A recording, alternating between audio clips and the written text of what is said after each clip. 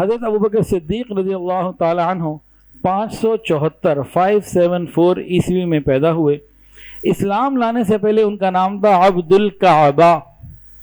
نبی علیہ السلام نے آپ کا نام رکھ دیا عبداللہ، اور آپ کے والد کا نام تھا عثمان اور کنیت ابو قحافہ، اور نبی علیہ السلام کے یہ ساتھی بنو تمیم سے تعلق رکھتے تھے۔ آپ کا لقب ہے صدیق۔ کوئی بتا سکتا ہے صدیق آپ کو کیوں کہا جاتا ہے، یہ لقب آپ کو کیوں عطا ہوا؟ نبی علیہ السلام کو اللہ نے معراج پہ بلایا، آپ معراج سے تشریف لے آئے۔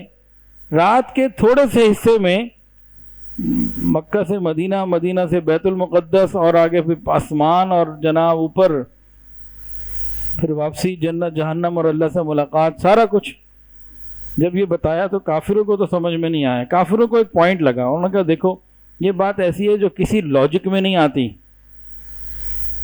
تو ہم جب ان کے ساتھی کو کہیں گے نا تو وہ تو کم سے کم ان کی حمایت چھوڑ ہی دیں گے۔ تو حضرت ابوبکر صدیق رضی اللہ تعالیٰ عنہ کو کافروں نے آ کے کہا کہ تمہارے ساتھی نے یوں یوں کہا، ابھی بھی سچا مانتے ہو؟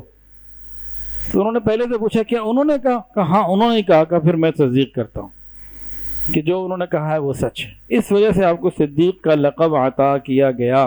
ویڈیو کے نیچے سبسکرائب کے بٹن پہ کلک کریں، بیل کے آئیکن پہ کلک کیجئے تاکہ ہر نئی ویڈیو کی نوٹیفیکیشن آپ کو مل جائے۔